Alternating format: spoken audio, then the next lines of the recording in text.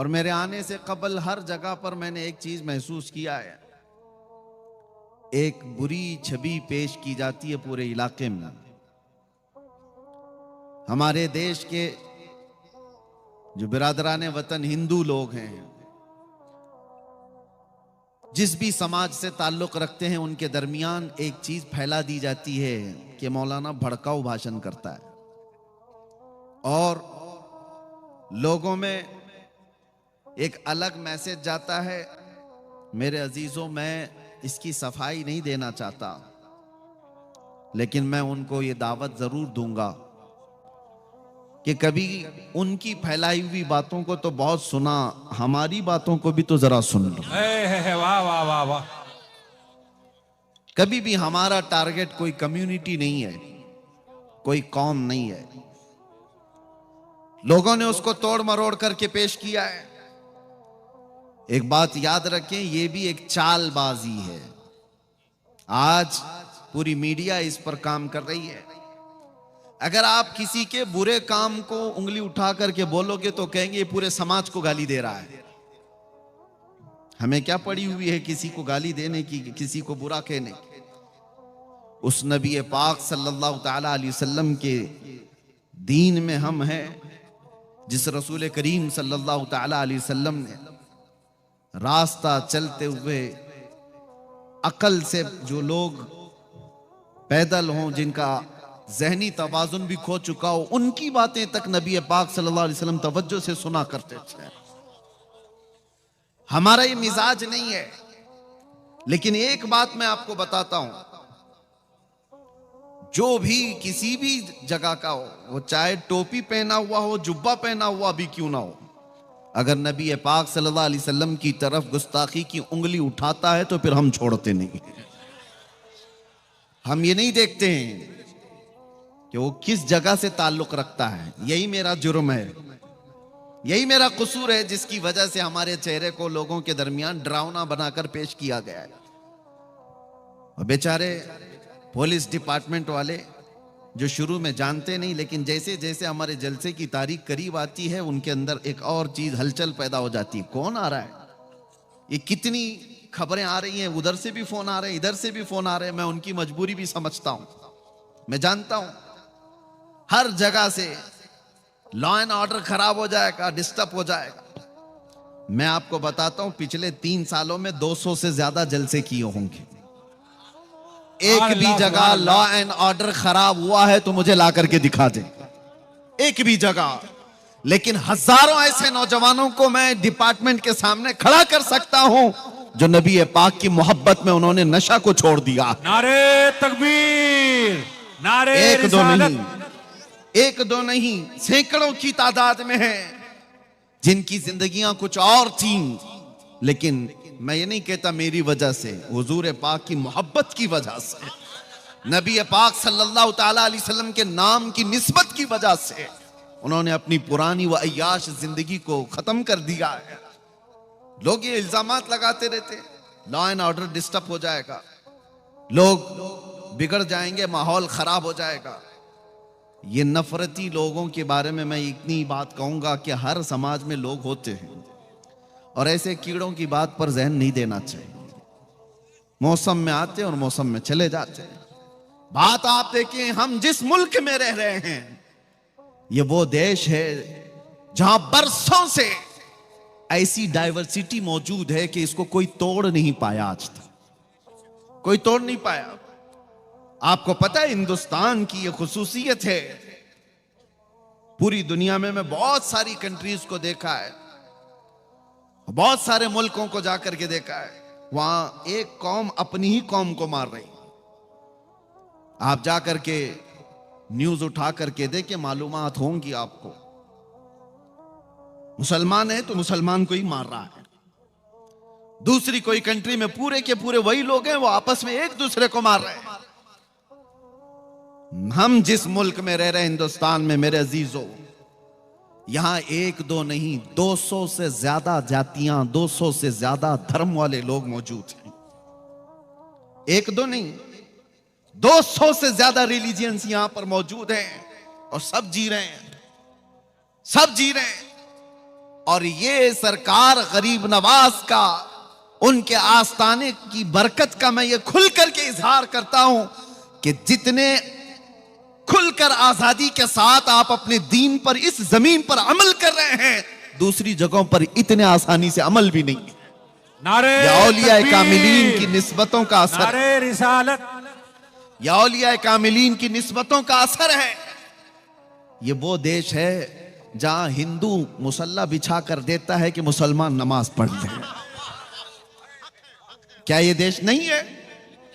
हमने इन तमाम चीजों को कहां पर गाली गलौज करके खत्म किया है? किसको हमने हर्ट किया है? अभी मैं आलास आया, मेरे अजीजो उलमा एक तरफ, अवाम एक तरफ, हाजी अपनी तरफ, लेकिन आपके इलाके के सरपंच हैं, शायद वो भी हिंदू समाज से ताल्लुक रखते हैं। आए, चादर मुझे पहनाई, हार मुझे पहनाया। ये तमाम जो तहजीब है मौजूद, फिर कौन सी वो नफरत है जो फैलाई जा रही है? अब मैं आपको बताता हूं। आज मुझे यहां पर हजरत ने भी बताया था, कसीर तादाद में हिंदू समाज से भी लोग मौजूद हैं, तो मैं उनसे कहता हूं, हमारी बातों को गौर से सुनना और कभी अपने ऊपर मत लेना, कभी अपने ऊपर ना लेना।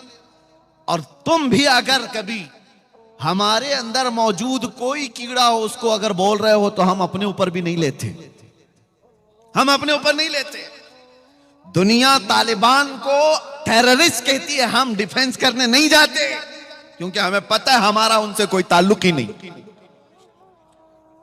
हम उनका डिफेंस करने नहीं जाते। हम सूफिया की जमात से ताल्लुक रखते हैं, वो औलिया कामिलीन की जमात से ताल्लुक रखते हैं।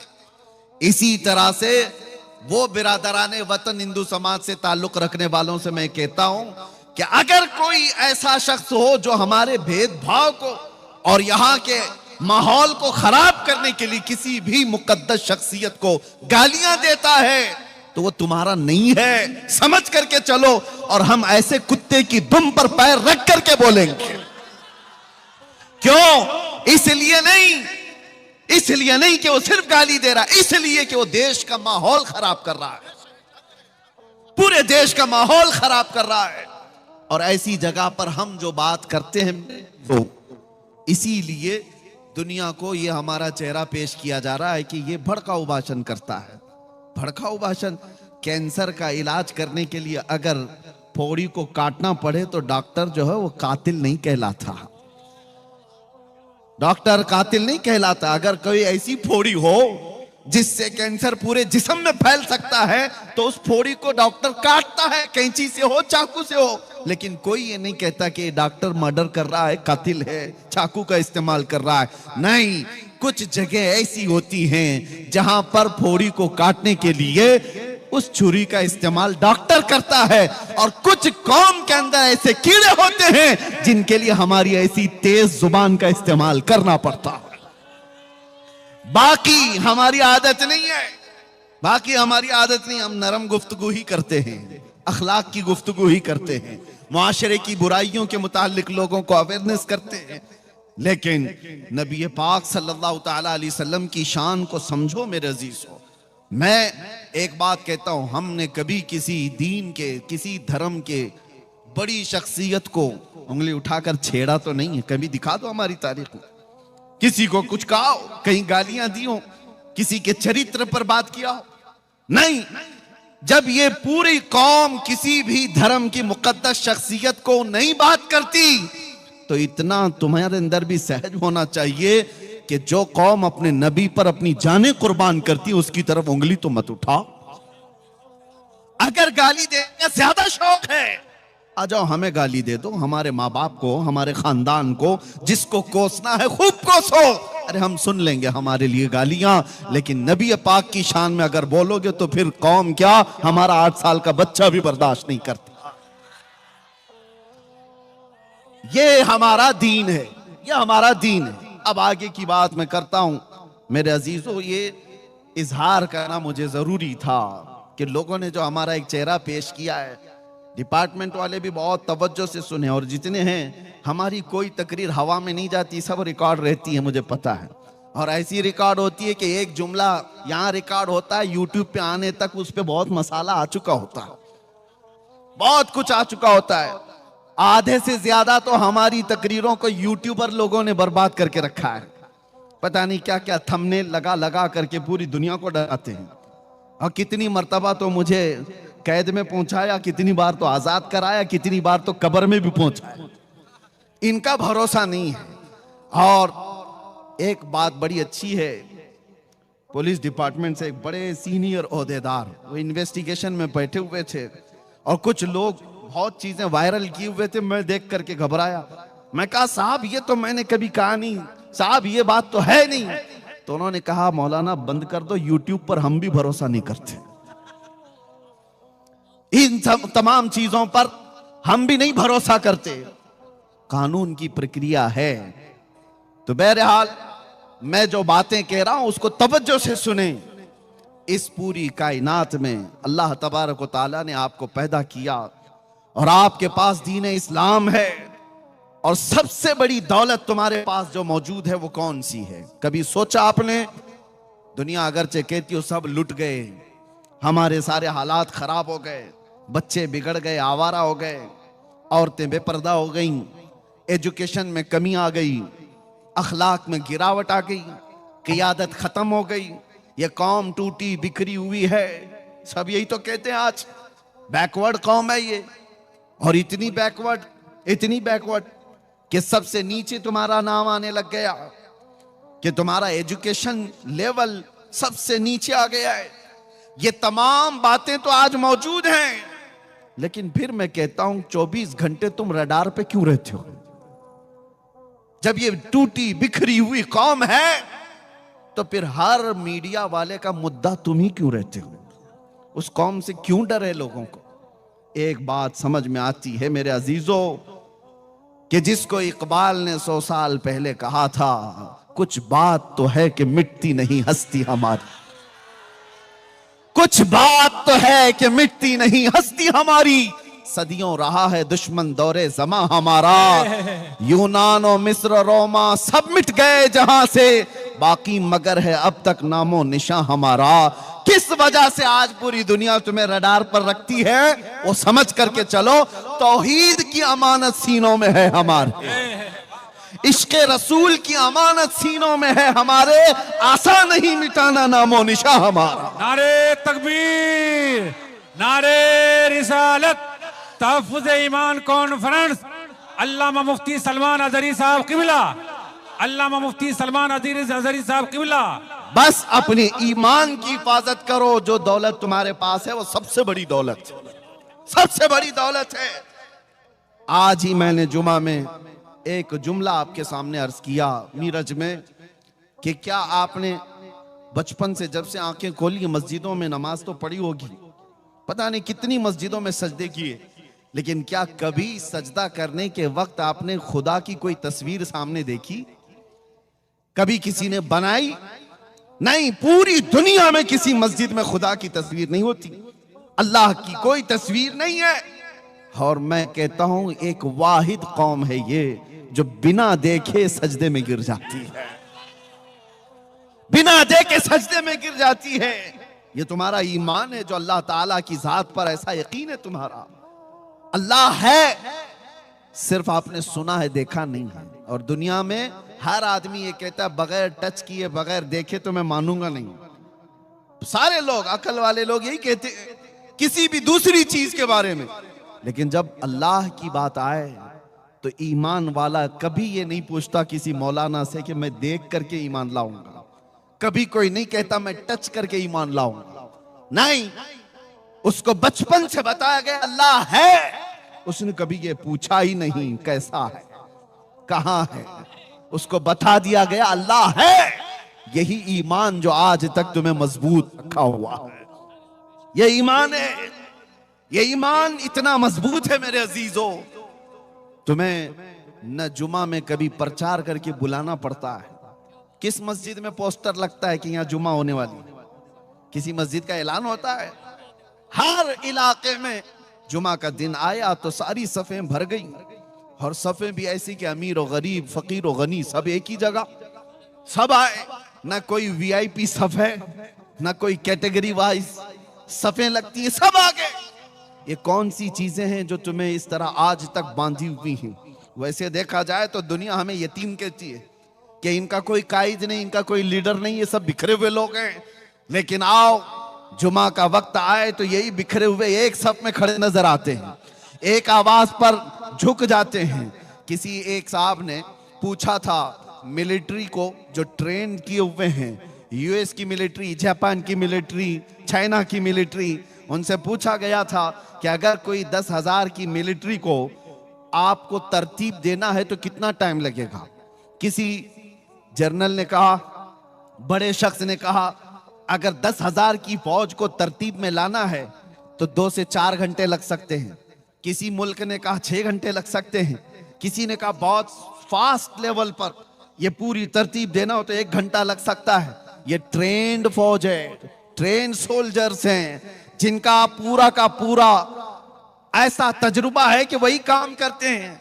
तो उस शख्स ने मुस्कुरा करके कहा, कभी आओ हरम काबा में और कभी आओ हरम मुस्तफा में। 1000 नहीं, 2000 नहीं, 1 लाख से ज्यादा लोग खड़े हैं। इधर इकामत हुई और इधर इमाम ने तकबीर बांधी। ना कोई सफों को दुरुस्त करने वाला पुलिस है, ना कोई वहां पर वॉलंटियर है, कोई नहीं है। सबकी सफें खुद ब खुद दुरुस्त हो जा रही हैं। वहां पर अमीर गनी सबकी सफें खुद लग जाती हैं। मुझे बताओ मस्जिदों में, अरे यहाँ जलसे में भी अगर मौलाना को कह दिया जाए कि यहाँ सबको सीधे खड़ा कर दो तो सुबह हो जाएगी, कोई सीधा नहीं होगा। सुबह हो जाएगी, मुझे पता है। अभी जाने के वक्त रास्ता भी नहीं देंगे 1 घंटे तक। ये कौम को जानते हैं। लेकिन मस्जिदों के अंदर ना मौलाना छड़ी लेके आते हैं, ना मौजिन साहब तुम्हें कतार लगाने के लिए आते हैं। कौन है जो तुम्हारी सफों को दुरुस्त कर देता है? कौन है जो हजारों की तादाद में भी हो? हाँ, यही जलसा जो मुझे जाने का रास्ता भी नहीं देगा। अभी मौलाना 1 घंटा ऐलान करें, ये सीधे खड़ा भी नहीं होगा। लेकिन अगर यहां पर कह दिया जाए कि नमाज होने वाली है और तकबीर बोली जा रही है, अपनी सफे लगा दो, तो फिर किसी को छड़ी लेने की जरूरत नहीं। सारी सफे 5 मिनट के अंदर सब सीधी हो जाती है। ये कौन सी ताकत है? ये कौन सी ताकत है? वो ईमान है जो तुम्हारी सफों को दुरुस्त कर देता है। वो ईमान है जो तुम्हारी सफों को सीधा कर देता है। इसीलिए मेरे अजीजों, बार बार मैं एक बात कहता था, लोगों ने उसका दूसरा माना इस्तेमाल कर लिया। मैं तो जगाने के लिए कहा था गुजरात में, न घबराओ मुसलमानों, अभी खुदा की शान बाकी है, अभी इस्लाम जिंदा है, अभी कुरान बाकी है। ये बात इसीलिए कहा था कि बहुत कुछ तुम्हारे पास बाकी है, बहुत कुछ तुम्हारे पास है। वो ईमान की दौलत, इसका सौदा कभी मत करना। चाहे दुनिया की सारी दौलत तुम्हें देनी पड़ जाए, लेकिन ईमान का सौदा कभी ना करना। जो झुकने की अल्लाह ने तुम्हें तौफीक बख्शी है, ये सबसे बड़ी तौफीक है। जो सफों में खड़े होने की तौफीक बख्शी है, ये सबसे बड़ी तौफीक है। इस ईमान की हिफाजत की आज कॉन्फ्रेंस है ना, तहफ्फुज़ ईमान कॉन्फ्रेंस, इसी में मैं आपसे कहूंगा, अपने घर को लीकेज से बचाने के लिए क्या क्या चीजें इस्तेमाल करते हो? कौन कौन सा केमिकल ला करके वाटर प्रूफिंग करवा देते हैं कि छत के लीकेज को बंद कर दिया जाए। कतरे गिरेंगे तो लोगों की नींद खराब हो सकती है, घर टूट सकता है। छोटा सा लीकेज भी आप बर्दाश्त नहीं करते अपने घर के अंदर। और अगर कोई खिड़की, कोई दरवाजा, कोई दीवार दरार लग जाए या कोई हिलने जुलने लग जाए तो आप फौरन उसकी रिपेयरिंग के लिए कोशिश करने लग जाते हैं। घर के लिए इतना ख्याल है। और अगर आप चल रहे हैं, आपसे किसी ने कह दिया टोपी टेढ़ी है, फौरन सीधी कर लेंगे। जुब्बे पे कोई दाग है, आप धुल करके सीधा कर लेंगे। जिस जिस चीज की तरफ दुनिया इशारा करे कि इसमें कजी है, इसमें टेढ़ापन है, आप फौरन सीधा कर लेंगे। मेरे अजीजों, ये सारी चीजें 4 दिन की भी नहीं है। ना घर तुम्हारा रहने वाला, ना कपड़े तुम्हारे रहने वाले, सब बना हो जाएंगे। लेकिन तुम्हारे साथ अगर कोई चीज जाने वाली है तो वो ईमान की दौलत है, ईमान की दौलत है। कसम खुदा की, अगर उसके अंदर कजी आ गई, उसके अंदर टेढ़ापन आ गया, तो फिर ना तुम्हारी दुनिया सलामत है, ना आखिरत सलामत है। इसीलिए आप पूछ रहे होंगे कि इसके अंदर टेढ़ापन कहां से आएगा, इसके अंदर कजी कैसे आएगी? अरे मियां, टेढ़ापन कजी तो छोड़ो, पूरा ईमान उछक ले जाने वाले चोर भी मौजूद हैं। आला हजरत ने 100 साल पहले कहा था, आंख से काजल साफ चुरा ले, यहां वो चोर भला के हैं। सुना है आपने ये शेर? आंख से काजल साफ चुरा ले। कभी पुलिस वालों से जा करके पूछना, आप थाने में नौकरी कर रहे हो, बहुत साल हो गए, कभी आज तक ऐसा कोई केस रजिस्टर्ड हुआ है कि किसी ने आंख से काजल चुरा लिया किसी का? वो पूछ लो उनसे कि कहीं आपके पास ऐसा कोई केस बुक हुआ है कि फलां बंदे ने फलां की आंख का काजल चुरा लिया?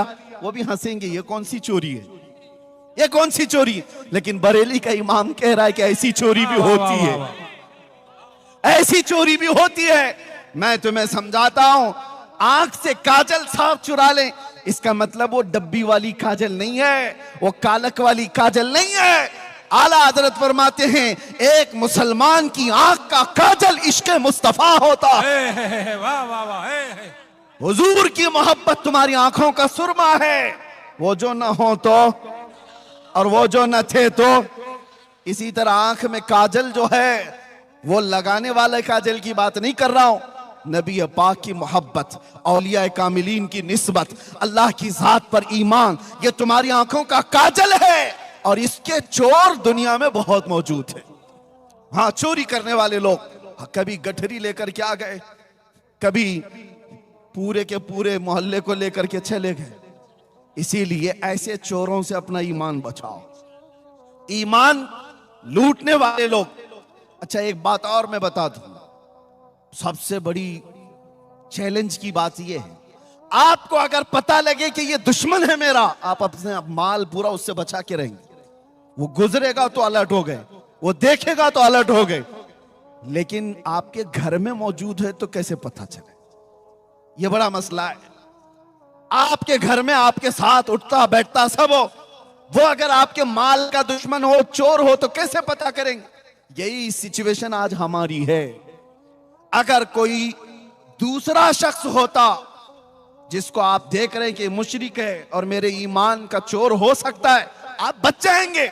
लेकिन टोपी दाढ़ी वाला, जुब्बे कुब्बे वाला, तुम्हारे साथ चलने फिरने वाला और इश्क रसूल से पूरा अंदर से खाली है, लेकिन देखने बड़ा नमाजी लगता है, हाजी भी लगता है, ज़कात खूब बांटता है, लेकिन अंदर से वो खाली है और बहुत बड़ा चोर है। और ऐसे चोर की दुश्मनी, ऐसे चोर की दोस्ती, तुम्हारे आंख का काजल वो कब उठा ले जाएगा पता भी नहीं चलेगा। बचो ऐसी निस्बतों से जिसका सीना हुब्बे मुस्तफा से खाली है। जो नबी पाक की बात आए तो आए काएं करता है। और फिर हाँ, कितने ऐसे अभी देखो बौछार होती है सोशल मीडिया पर कि मौलाना मजार पर गए, खड़े हो गए, मौलाना नमाज के बाद खड़े हो गए, या नबी सलाम अलैका कह रहे, मौलाना ये कर रहे, नबी का नाम आया तो खड़े हो गए। मैं उन जालिमों से कहता हूं, कोई नेता आए तो उसके छाटने के लिए तुम खड़े हो जाते हो? तुम्हें मुबारक दुनिया के वो कुछ है, हमें मुबारक हमारे नबी की इज्जत। हम अपने नबी पाक के नाम पर खड़े होते हैं तो ये अल्लाह की अता है कि अल्लाह ने अपने नबी के गुलाम में ये तौफीक बख्शी है कि वो अपने नबी के नाम पर खड़े होते हैं। ये वो लोग हैं जो साथ रहते हैं और ईमान के डकैत हैं, ईमान के चोर हैं। इसलिए मेरे अजीजों, हर दाढ़ी जुब्बा वाला, हर टोपी कुर्ते वाला, ये मत समझ लेना कि साहिब ईमान है, ये मत समझ लेना साहिब ईमान है। बचपन में हमने सुना था कि एक बात कही जाती थी कि काबुल में सब घोड़े नहीं होते, गधे भी होते हैं। इसी तरह से मेरे अजीजों, ये जो सारी चीजें आपको नजर आ रही, बहुत सारे लोगों को, बच्चों को मुझे आज बताना इसलिए जरूरी है कि ये पूरा दीन और ईमान ये गूगल से सीख रहे हैं, ये सारे इंटरनेट से सीख रहे हैं। सोशल मीडिया पर कोई आया, दो आंसू बहाया, क्या बयान है इसका, दिल को छू जाता है। हाँ, उधर फरेफ्ता हो गए। और इनकी मिसाल ऐसी है, मैं आपको बता दूं, हमारे एक बुजुर्ग आलिम दीन ने कहा था, तवज्जो है नौजवानों, सुनो, ईमान की हिफाजत के लिए बात कर रहा हूं। ये अंधा बगोला देखा है आपने, वो व्हाइट कलर का, क्या कहते हैं आपके यहां? बगोला ही ना, बहुत खूबसूरत दिखता है, बहुत खूबसूरत रहता है। एक बार किसी तालाब में जाकर बैठा और सर झुकाए बैठा है, उसकी खूबसूरती पर कौन नहीं फिदा, और भोलापन भी इतना दिखता है, इतना भोला है, कभी किसी को टच भी नहीं करता। और ऐसी भोलेपन पर कुर्बान होकर छोटी छोटी मछलियां उसमें आ गई, मछलियों में एक शोर मच गया। अल्लाह वाले आए हुए हैं, बहुत बड़े बुजुर्ग आए हुए हैं, अरे चलो सब जियारत के लिए। सारी मछलियां कह रही हैं, एक छोटी मछली दूसरी मछली से कह रही है, इतना नूर है चेहरे पर, इतने खूबसूरत हैं, और सर झुकाए सुबह से तस्बीह पढ़ रहे हैं। चलो सारी मछलियां जियारत के लिए। अरे भगदड़ मची हुई थी, सब मछलियां जा रही हैं बगोला देखने के लिए। एक दादी अम्मा भी थी, बड़ी मछली थी, उसको खबर मिली कि ये सब कहां जा रही हैं, तो सबों ने कहा कि आज तो एक अल्लाह वाले हैं, लंबी चोंच है, उजले कपड़े हैं, तस्बीह पढ़ रहे हैं, आंख बंद है, सर झुका हुआ है। उस दादी अम्मा ने कहा वो चोर है। कहा तुम उसको अल्लाह वाला समझ रही हो, मत जाओ। तो इतना उसने कहा तो वही हुआ जो हमारे साथ होता है। सारी मछलियों ने कहा अरे अम्मा ये पुराने ख्यालात की है, यह हमें बुजुर्गों से मिलने से रोकती है। यही कहते हैं ना उलमा, जब किसी बुराई को रोकते हैं तो तुम क्या कहते हो, ये मौलाना लोगों का मसला है, हमें तो अपना ऐश करने दो, हमें एंजॉय करने दो। जब बुराइयों से रोका जाता है, क्योंकि ये नबी पाक सल्लल्लाहु अलैहि वसल्लम के नायब हैं और अल्लाह ताला इनकी जुबान से तुम्हारी इस्लाह फरमाता है। जब ये बोलते हैं उलमा तो कान लगा करके सुनो कि क्यों कहा जा रहा है, क्यों कहा जा रहा है।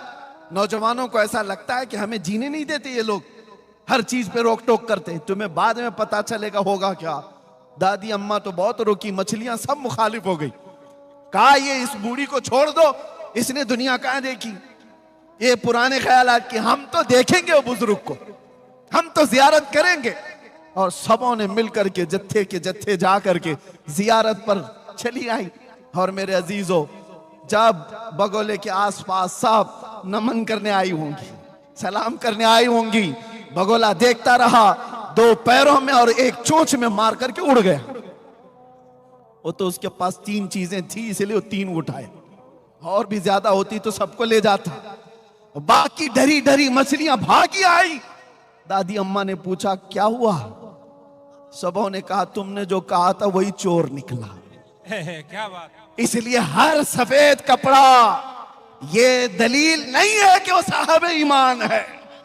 वाह वाह वाह वाह। दिखने में चेहरा भोला भाला हो और हाथ में तस्बीह लेकर के घूमता हो, जरूरी नहीं कि वो अल्लाह वाला है।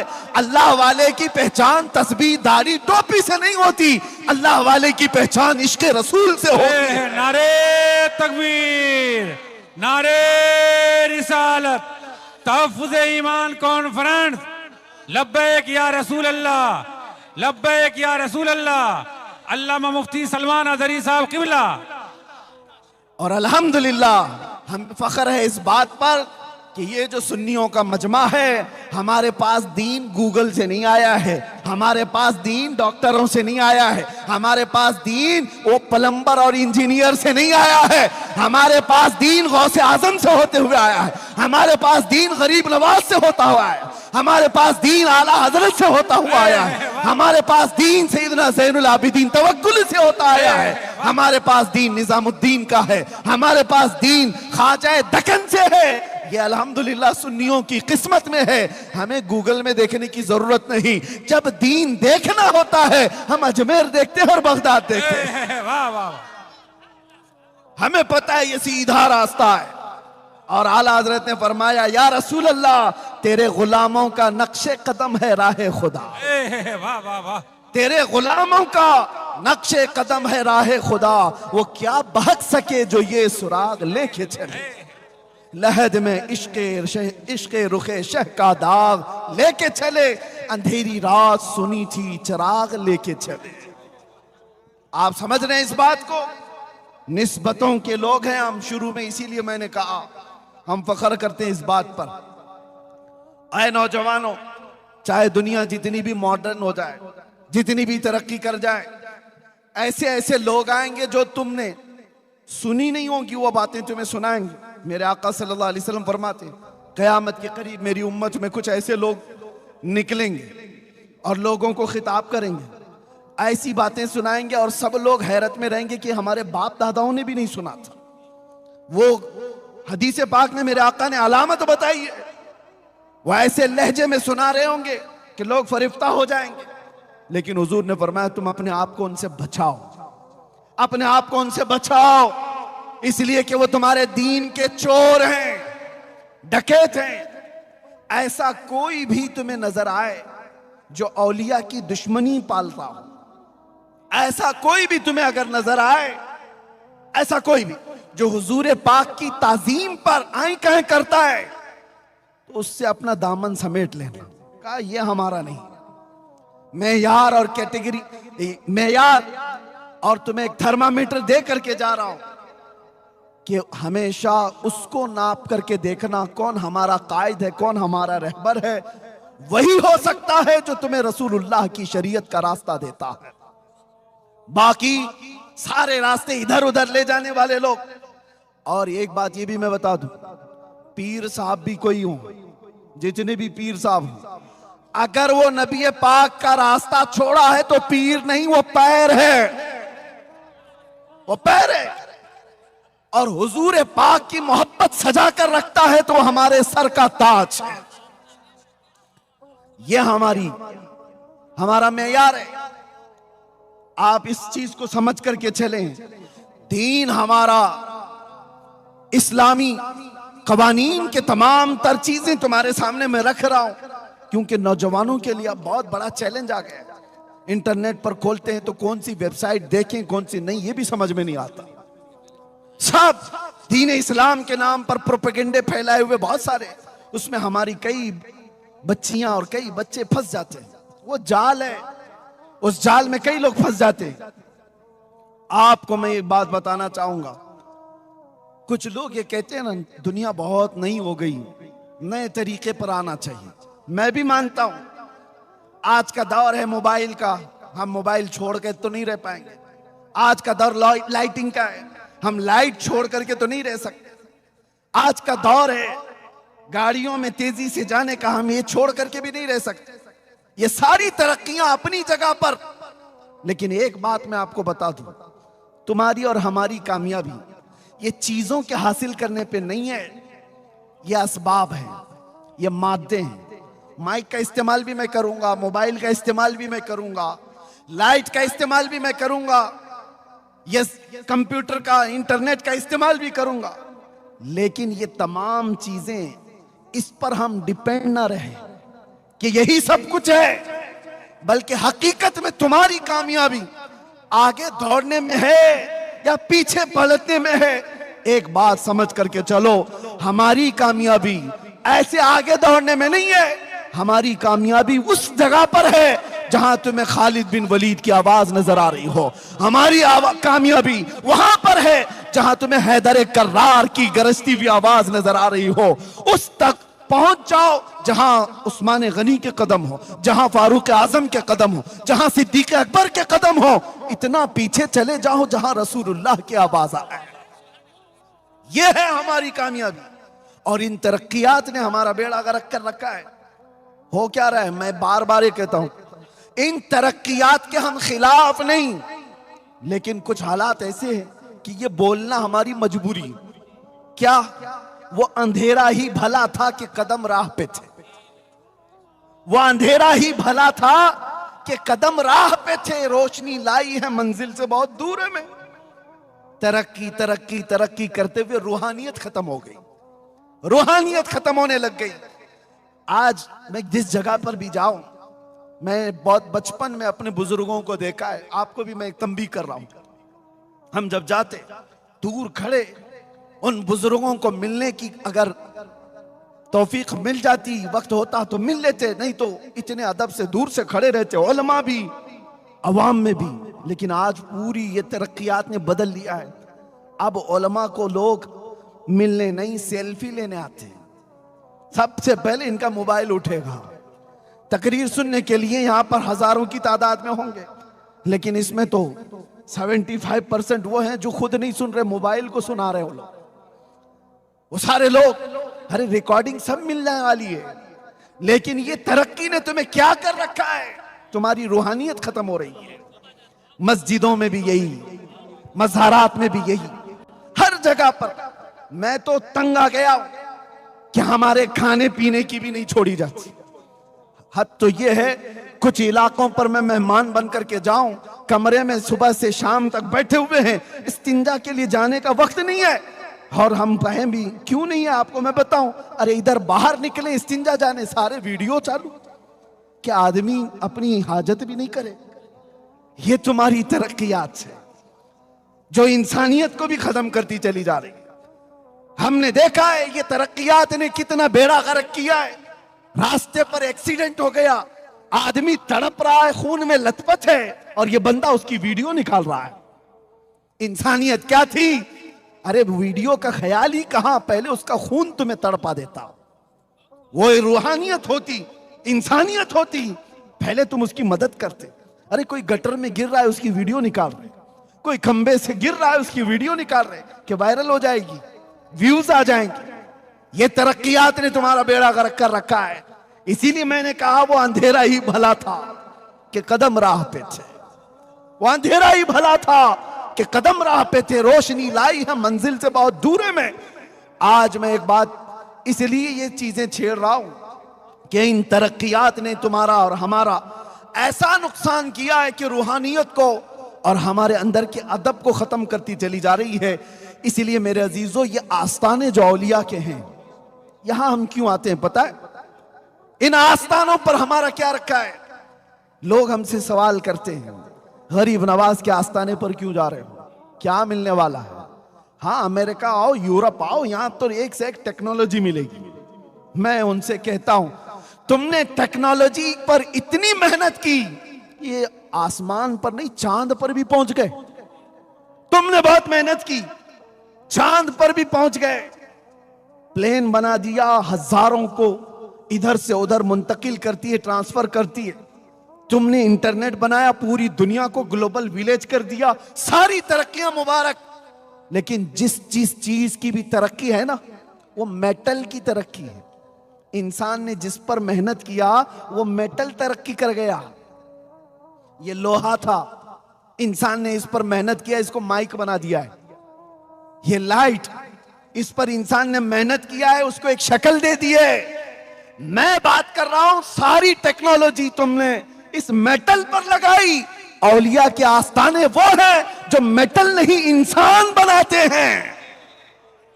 इंसान बनाते हैं। कौन से इंसान? यूरोप के एक बाशिंदे ने कहा था हमारे एक बड़े आलिम दीन से कि आओ हमारे पास, हमने तरक्की इतनी की है कि हमने सयाल मादे से केमिकल बनाए, हम चांद तक पहुंच गए, हम इंटरनेट बनाए, हम एरोप्लेन बनाए, हम कंप्यूटर बनाए। सब सुना।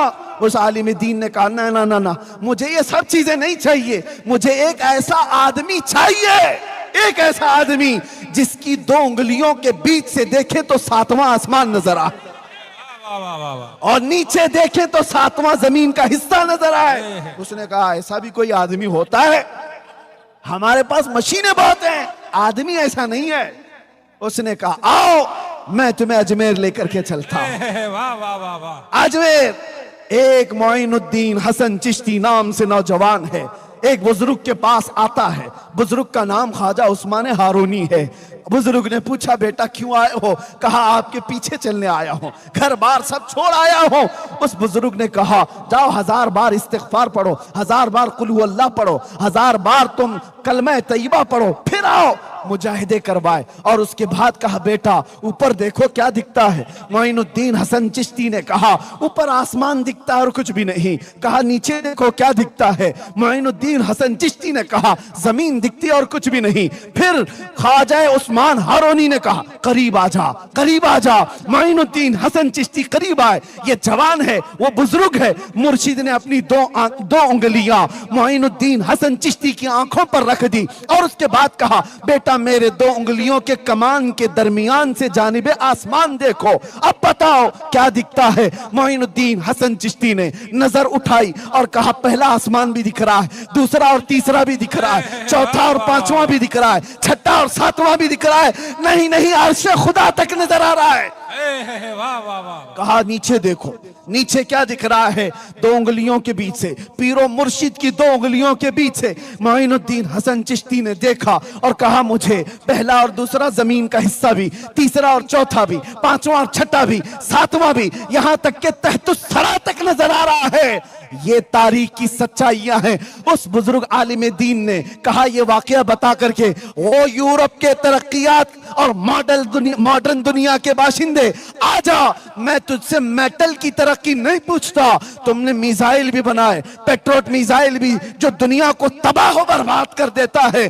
मैं तुमसे पूछता हूं, एक ऐसा बंदा ला करके दिखा दो जो जमीन पर बैठकर लौहे महफूज को पढ़ लिया करता। वाह वाह वाह। नारे तकबीर, नारे रिसालत, तहफ्फुज़ ईमान कॉन्फ्रेंस, अल्लामा मुफ्ती सलमान अजहरी साहब किबला, सरजमीन आला शरीफ, हजरत अल्लामा सैयद ज़हीर अब्बास साहब किबला।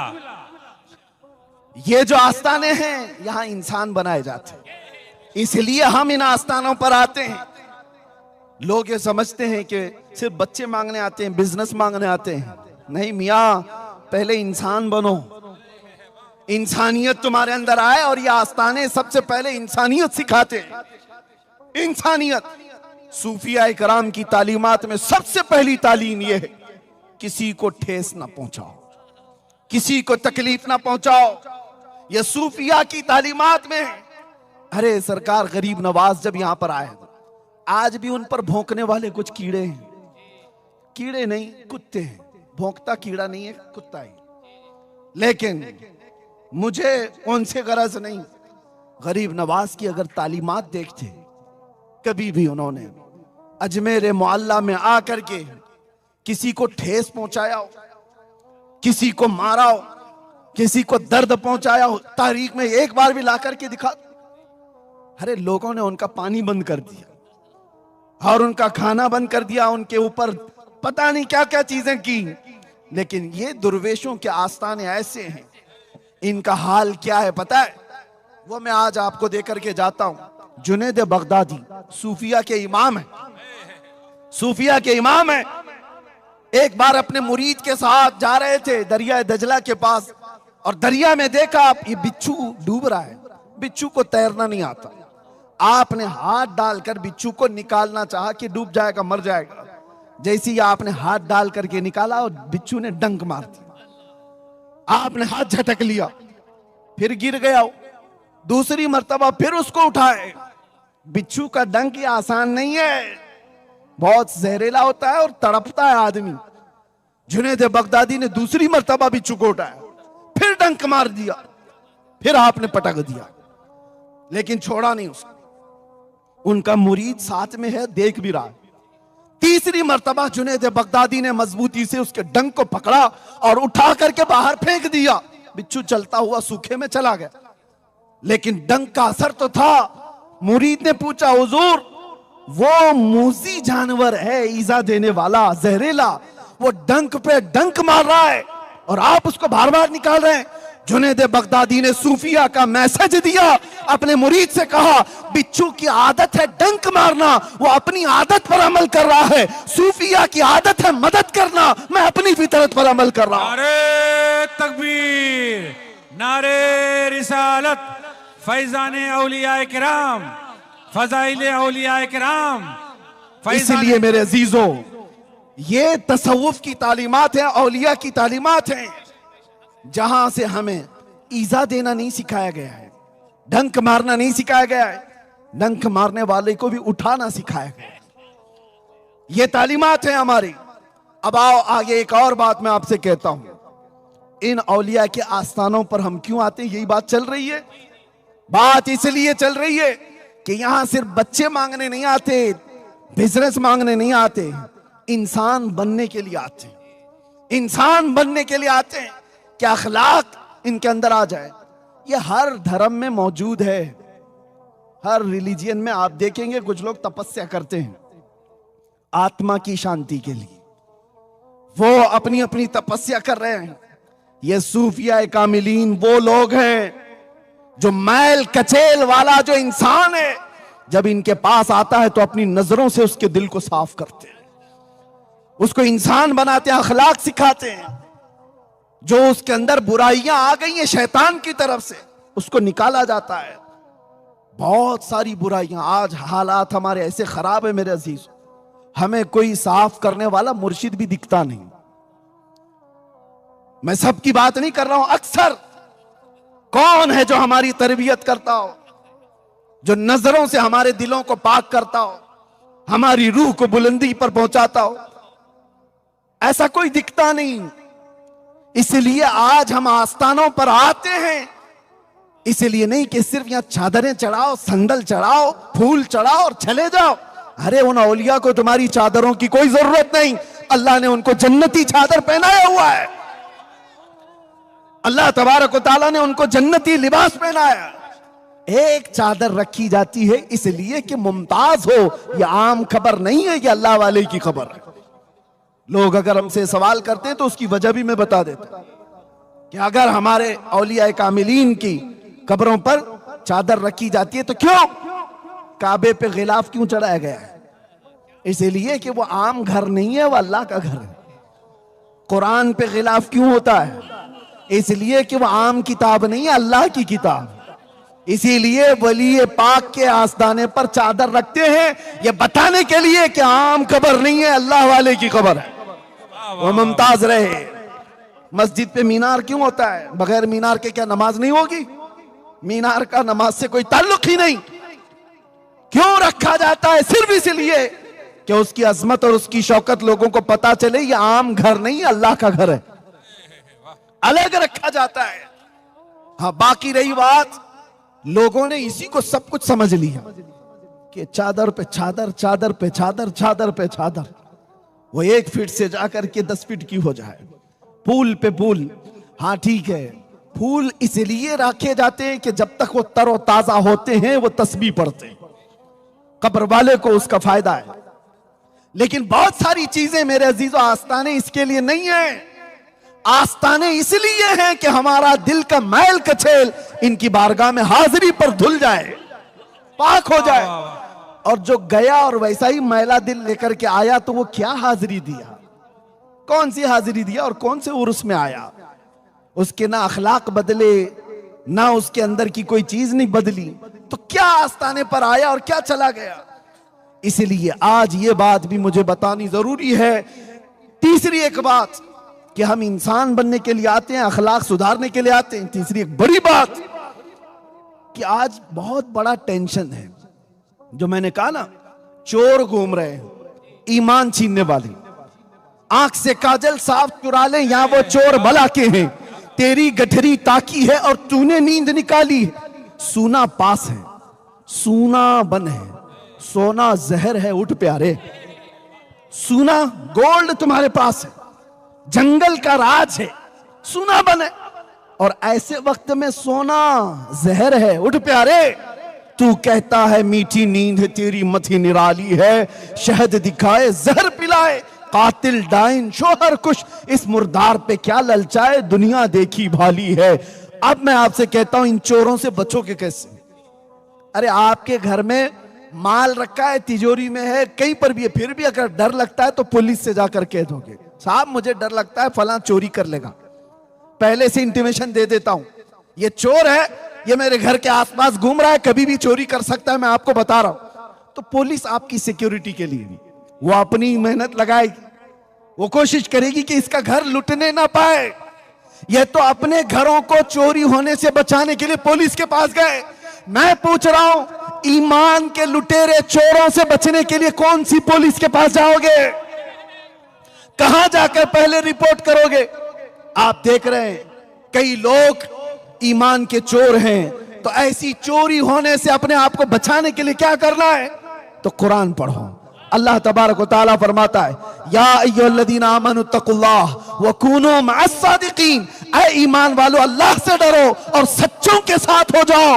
सच्चे कौन हैं? ये सच्चे सिद्दीक अकबर हैं, सच्चे फारूक आजम हैं, सच्चे उस्मान गनी हैं, सच्चे हैदर कर्रार हैं, सच्चे हसनैन करीमैन हैं, सच्चे मारूफ करखी हैं, सच्चे जुनैद बगदादी हैं, सच्चे गौसे आजम अब्दुल कादिर जिलानी हैं, सच्चे गरीब नवाज हैं, सच्चे महबूबे इलाही हैं, सच्चे साबिर कलियरी हैं, सच्चे फरीदुद्दीन गंजे शकर हैं, सच्चे ख्वाजा दकन हैं, सच्चे इमाम अहमद रजा खां हैं। ये वो सच्चे लोग हैं, इनके साथ हो जाओ, अल्लाह तुम्हारे ईमान की वैसी हिफाजत फरमाएगा।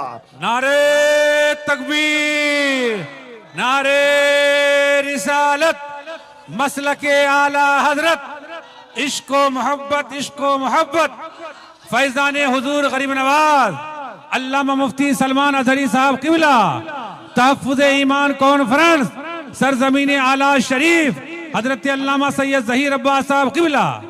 अब बात समझ में आ गई, अपने ईमान को बचाना है तो कहां जाना है? औलिया कामिलीन की निस्बतों की तरफ। अगर ये निस्बतें तुम्हारी नहीं है तो कोई भी चोर कब के ईमान ले जाएगा। कितने नौजवान ऐसे आज बहकते हुए दिखाई दिए, बहुत सारे। मैं मुंबई में रहता हूं, कुछ साल पहले एक नौजवान आया कि एक कोई ऐसे पीर साहब आए हैं, वो कहते हैं कि उन पर नमाज फर्ज नहीं है। मैंने कहा गौस पाक भी ऐसे नहीं बोलते, सिद्दीक अकबर ने भी नहीं कहा। ये तुम्हारा पैर कितना बड़ा हो गया? पीर नहीं, पीर नहीं। जो नबी पाक की शरीयत को छोड़ा वो पीर, वो पैर है। मैंने पूछा इतना बड़ा कैसे हो गया? कहते नहीं नहीं, वो दिल की नमाज पढ़ते हैं, दिल की नमाज पढ़ते हैं। कभी तो ये कहते नहीं वो यहां बैठते हैं, मक्का में नमाज पढ़ते हैं, मदीने में पढ़ लेते हैं, वो बैठते यहां हैं। मैं कहा खाना यहां क्यों खाते हैं? जमजम वहीं से पी लें, मदीने में ही खजूर खा लें, खाना तो बराबर लगता है। नमाज के लिए कहते मक्का में पढ़ लेते, मदीने में पढ़ लेते। ये शैतान है, शैतान है, वो पीर नहीं है। तुम्हारा ईमान लूट लेगा। एक नौजवान मेरे पास आया, वो ये कहने लगा कि वो कहते हैं 8 खुदा है कलमे में, 8 मोहम्मद है कलमे में, लोगों को पता ही नहीं। अच्छा, इनकी एक ट्रिक मैं आपको बताऊं। ऐ नौजवानों, बचना ऐसे गुमराहों से, बचना। वो सबसे पहले तुम्हें क्या कहते हैं? मौलाना के पास मत जाना, हमारे बारे में वो बुरा कहेंगे। पहले से इसके दिमाग में डालते हैं। और जब नौजवान हमारे पास आए, हम कहते हैं अरे बाप रे वाह, इतना खतरनाक कहां से अकीदा ले आया? तो कहता मेरे पीर साहब तो पहले ही बोले थे मौलाना हमारे खिलाफ बोलेंगे। करामत, उसको फिर करामत लग गई। ये सारी ट्रिक है, ये साइकोलॉजी है, इस्तेमाल करते हैं ये ढकोसले बाबा। एक बात मैं आपको बता दूं, नमाज किसी के लिए माफ, किसी के लिए है। गौसे पाक ने कभी नमाज कजा नहीं की, गरीब नवाज ने कभी नमाज नहीं कजा की। अरे मेरे नबी जिनकी शरीयत है, रसूलुल्लाह ने नमाज नहीं छोड़ी। और ये आज का कोई पैर के है कि मेरी नमाज माफ हो गई। मैंने अजराहे तफरीह कल उनसे एक बात कही थी, वो आज आपको भी कह देता हूं। कोई भी ऐसा पीर कहे कि मेरे ऊपर नमाज फर्ज नहीं है, मैं भी मानता हूं 4 लोग ऐसे हैं जिन पर नमाज फर्ज नहीं। 4 लोग ऐसे हैं जिन पर नमाज फर्ज नहीं। या तो पहला, नाबालिग बच्चा, नाबालिग बच्चे पर नमाज फर्ज नहीं। या तो पागल हो तो नमाज फर्ज नहीं, नमाज अकल वाले पे है, नमाज पागलों पे नहीं है। 2 हो गए। नंबर 3, औरत की हर महीने जो माहवारी आती है उतने दिनों उसको नमाज फर्ज नहीं, नमाज माफ है उसको। 4थे नंबर पर औरत को बच्चा हो जाए, बच्चे के बाद 40 दिन या उससे कम जितने भी निफास की हालत है, उन दिनों में औरत को नमाज माफ। 4 ही लोग हैं जिन पर नमाज माफ है। मैं मुरीद साहब से पूछा और पीर साहब से पूछो, ये 4 में तुम कौन से हो? या तो तुम्हारा पीर नाबालिग होगा, या तो तुम्हारा पीर पागल होगा, और बाकी 2 चीजें तो बड़ी डेंजर है। पूछ के देख लो, ये 4 तो नहीं है। और ये स्प्रे ऐसा मारा था, 8 साल हो गए अभी तक आया ही नहीं पीर साहब। इसलिए याद रखो, बाखुदा खुदा का यही है दर। जो रसूलुल्लाह को छोड़े वो दर है ही नहीं, वो रास्ता ही नहीं है। बाखुदा खुदा का यही है दर, नहीं और कोई मफर मकर जो वहां से हो यही आके हो, जो यहां नहीं तो वहां नहीं।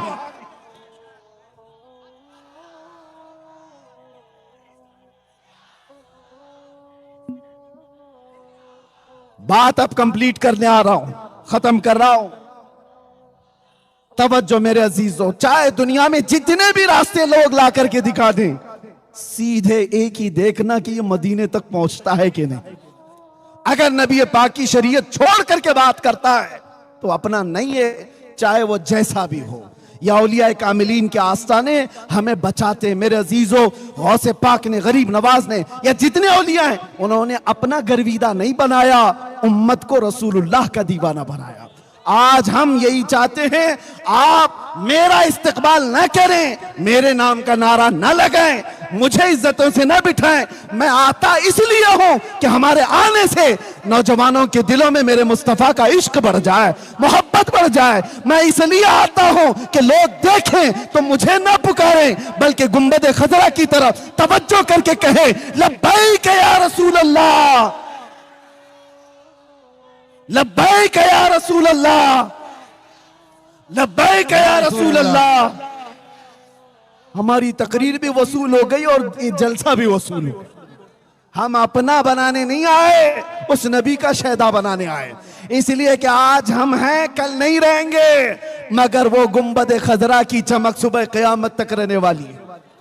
वो हिदायत का नूर सुबह क़यामत तक रहेगा। इसलिए मैं तुम्हें किसी लैला का मजनू बनने नहीं देना चाहता जो हर दिन मजनू चेंज करती हो। मैं आपको उसका गर्विदा बनाने आया हूं जो आज एक बार हाथ थाम ले तो कब्र में भी नहीं छोड़ता और हशर में भी नहीं छोड़ता। वाह वाह वाह वाह। आपको पता है, मेरे आका सल्लल्लाहु अलैहि वसल्लम ने फरमाया सहाबा से, कयामत के दिन मेरा हाल ये होगा। अरे ये तो एक छोटा मैदान है, कयामत का मैदान, पूरी मखलूक होगी, सारे इंसान होंगे। हुजूर फरमाते मेरा हाल ये होगा, मेरे कंधे पर एक चादर होगी, वो खसक करके गिर रही होगी, और एक हाथ से मैं अपनी चादर संभाल रहा हूंगा, दूसरे हाथ से अपने उम्मती को पकड़ करके जन्नत में ले जा रहा हूंगा। कौन है, कौन है जो ये हमारी दस्तगीरी करे? और कब्र में कौन सा दोस्त तुम्हारे साथ आने वाला है, जिसके लिए तुमने रातें बर्बाद की, जिसके लिए तुमने अपने माँ बाप को छोड़ दिया?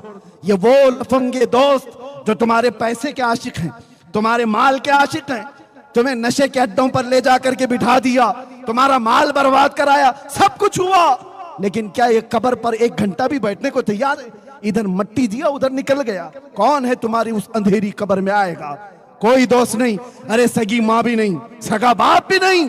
कब्र की तख्तियां बंद होने के बाद मुनकर नकीर बाद में आते हैं, आमीना का लाल पहले तशरीफ लाता है।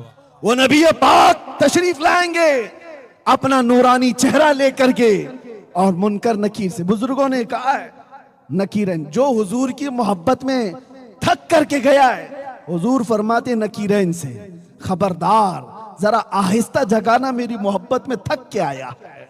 मैं मरूं तो मेरे आका या मलाइका से कहना, इसे कोई मत जगाना, अभी आंख लग गई है। ये हुजूर ताज शरिया ने लिखा था, इसे कोई मत जगाना, अभी आंख लग गई है। इसलिए आओ, दुनिया की ये चकाचौंध को देखना छोड़ दो, दुनिया की इस दुनिया पर फरेफ्ता होना छोड़ दो। इंटरनेट की दुनिया, ये पबजी की दुनिया ने तुम्हें कहां से कहां पर पहुंचा दिया। वो नौजवान बेचारे जो अपनी माँ को छोड़ दिए, अपने बाप को छोड़ दिए, अपने दोस्तों को सिर्फ और सिर्फ खुश रखने के लिए अपने सगे भाइयों और बहनों को छोड़ दिया। क्या ये जिंदगी है तुम्हारी?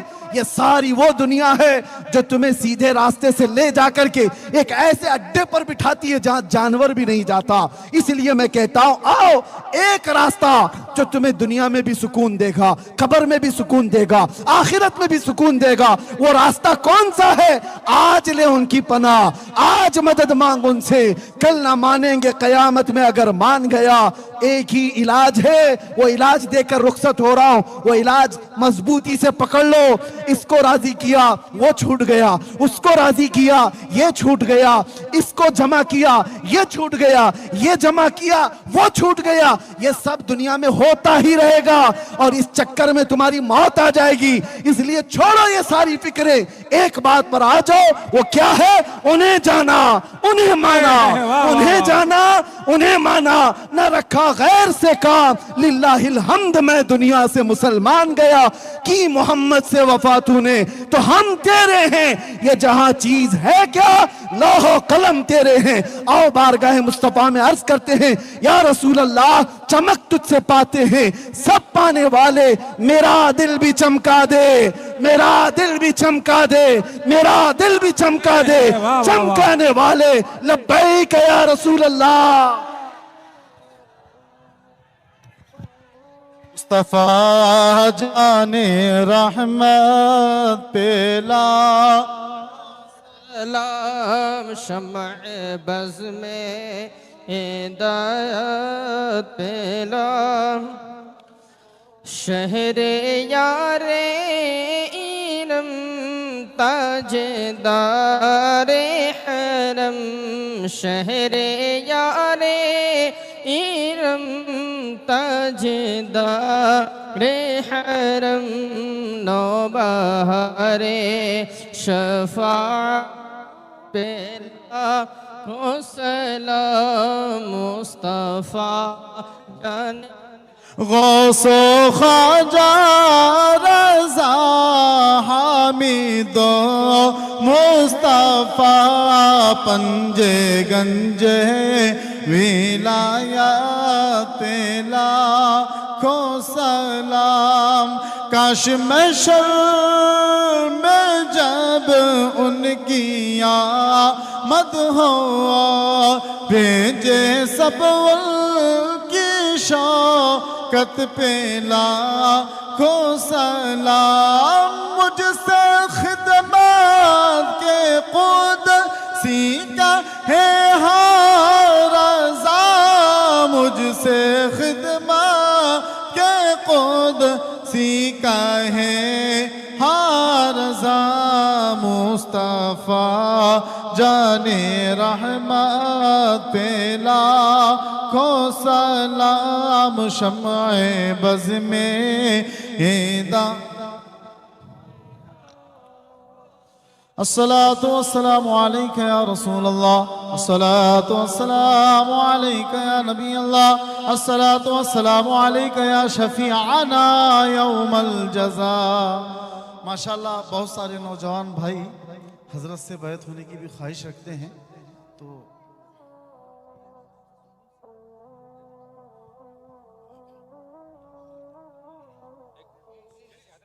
ये खामोश इलाका सूफिया कराम का है, आस्ताने यहाँ पर मौजूद हैं और हक बनता है सैयद ज़हीरुद्दीन अब्बास साहब का कि वो इस इलाके के लोगों की रहनुमाई और रहबरी करते हैं, और उनके हुक्म पर मैं आपको सिलसिले आलिया कादरिया में जो ख्वाहिशमंद है उनको शामिल करता हूँ, दाखिल करता हूँ, और जो ऑलरेडी किसी सच्चे सालेह पीर से बैत हैं वो तौबा करने की नीयत से मेरे साथ मिलकर पढ़ें। औज़ु बिल्लाहि मिनश शैतानिर रजीम, बिस्मिल्लाहिर रहमानिर रहीम, अस्तगफिरुल्लाह रब्बी मिन कुल्ली ज़ंबिन व अतूबु इलैह, ला इलाहा इल्लल्लाह मुहम्मदुर रसूलुल्लाह सल्लल्लाहु अलैहि वसल्लम। रज़ीतु बिल्लाहि रब्बा व बि मुहम्मदिन सल्लल्लाहु अलैहि वसल्लम रसूलन नबिय्या व बिल इस्लामी दीना व बिल कुरआनी किताबा व बिल काबती क़िबला। इलाही मैंने तौबा की अपने पिछले तमाम गुनाहों से, अहद करता हूँ शरीयत मुस्तफ़ा पर कायम रहूँगा, हर फ़र्ज़ हर वाजिब को उनके वक्तों पर अदा करता रहूँगा, हर बुराई से बचता रहूँगा। इलाही मैं वादा करता हूँ अहले सुन्नत व जमाअत के सच्चे मज़हब पर कायम रहूँगा। मैं दाखिल हुआ सिलसिले आलिया कादरिया में इलाही मुझे गौसे पाक के मुरीदों में कबूल फरमा, क़यामत के दिन उनकी जमाअत में हशर फरमा। मैंने अपनी जान, अपना माल, अपना सब कुछ अल्लाह और उसके रसूल के लिए बेच दिया, बेच दिया, बेच दिया। मैंने अपनी गर्दन नामूसे रिसालत की हिफाजत के लिए वक्फ किया, वक्फ किया, वक्फ किया। इन्नल्लाह अश्तरा मिनल मुमिनीना अनफुसहुम व लहुम बिअन्ना लहुमुल जन्नह युकातिलूना फी सबीलिल्लाहि फयक़्तुलूना व युक़्तलून वअदन अलैहि हक़्क़न फित तौराति वल इंजीलि वल क़ुरआन व मन औफ़ा बिअहदी मिनल्लाहि फस्तबशिरू बिबैइकुम अल्लज़ी बायअतुम बिही व ज़ालिका हुवल फ़ौज़ुल अज़ीम। इलाहुल आलमीन सत्तारुल उयूब गफ़्फ़ारुद दुनूब क़दीर जब्बार खुदा इस मजमे पाक की हाज़िरी को अपनी बारगाह में कबूल फरमा। अल्लाह इस जलसे से निकलने से पहले हम सब की बख्शिश का ऐलान फरमा दे। इस जलसे पाक को हमारे का कफ़ारा बना दे, हमारी नजात या बना दे, हमारे जन्नत में जाने का सबब बना दे। ऐ रब्बल आलमीन हम सबको सगीरा कबीरा तमाम गुनाहों की माफ़ी का ऐलान फरमा दे। या रब्बल आलमीन या अकरमल अकरमीन इस पूरे इलाके में और दूर दराज से जितने यहाँ पर हाजिर आए और दूर से जो समात मुँह में शामिल हैं, सबके लिए तेरे दरबार में इल्तिजा करता हूँ मौला, सबको बीमारियों से महफूज फरमा, जादू सिफली हर तरह की बीमारियों से महफूज फरमा। या रब्बल आलमीन जो लोग कैंसर के मर्ज में मुब्तला है उनको शिफा कामिला फरमा। ए रब्बे कदीर सारे मोमिनीन मोमिनात को जिल्लत वाली इन तमाम मोहलिक बीमारियों से हमेशा महफूज फरमा दे। हम सबको गुनाहों की बीमारी से शिफा अता, हमारी माओं बहनों बच्चियों बेटियों बहुओं बीवियों सबको हमने तेरे हवाले कर दिया, उनकी इज्जतों की हिफाजत फरमा। क़यामत तक हमारी नस्लों में आशिकाने मुस्तफ़ा पैदा फरमा, हमारी औलाद को बदअकीदा और गुमराह होने से महफूज फरमा। ऐ रब्बे करीम अहसनल खालिकीन हम सबको औलिया कामिलीन की निस्बतों से हमेशा सरशार फरमा दे। अल्लाह आखिरी दम तक इनके गुलामों में हमारा शुमार फरमा। कदीर जब्बार खुदा हमारे इस मुल्क अजीज हिंदुस्तान में अमन व अमान अता फरमा, शांति और सलामती अता फरमा। रब्बे करीम हमारे इस मुल्क को नजर बद से बचा, जालिमों के जुल्म से बचा, शर्रीन और फित्तीनों के फितना और फसाद करने से बचा। रब्बे करीम बरकतों वाला ये मुल्क बना दे। ए कदीर जब्बार खुदा जितने भी यहाँ पर हाजिर आए हर बच्चे को आशिक रसूल बना दे, तेरे नबी पाक सल्लल्लाहु अलैहि वसल्लम का सच्चा शहदाई बना। ए अल्लाह न जाने ये आंखें कब हमेशा के लिए बंद हो जाएं, इन आंखों के बंद होने से पहले एक बार तेरे नबी पाक के चेहरे की जियारत नसीब फरमा। दुनिया में हर आफत से बचाना मौला, उक़बा में न कुछ रंज दिखाना मौला। बैठे जो दरे पाक पैगंबर के हुजूर ईमान पे उस वक्त उठाना मौला।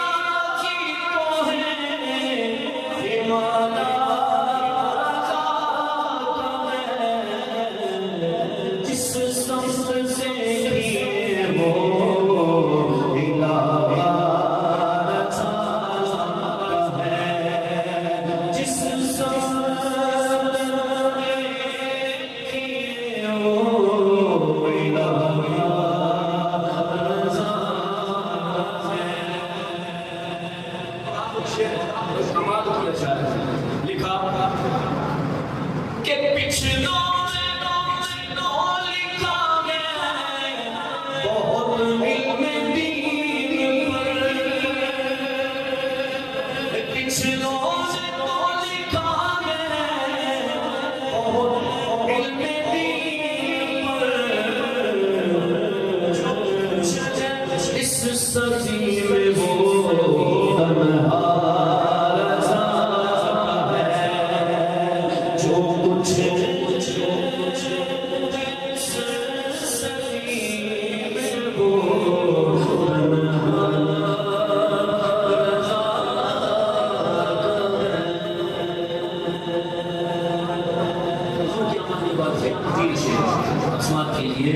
सारे पढ़ो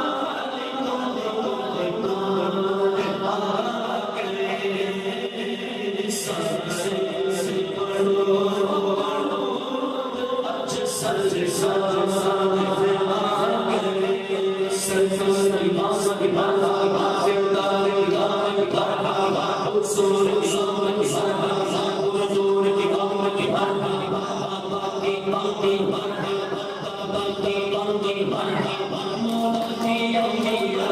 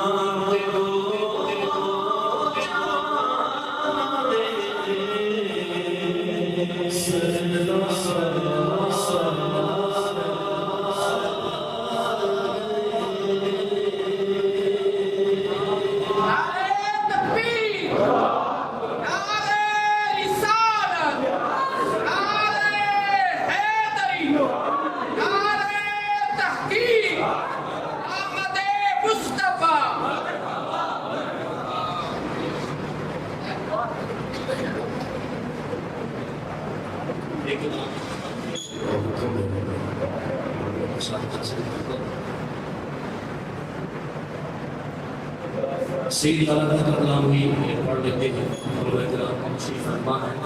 में बैठकर सीधी हालत का कलाम पढ़ने का लुत्फ भी और होता है। तो आइए हम मिलकर वापस इसी तरह पढ़ते हैं।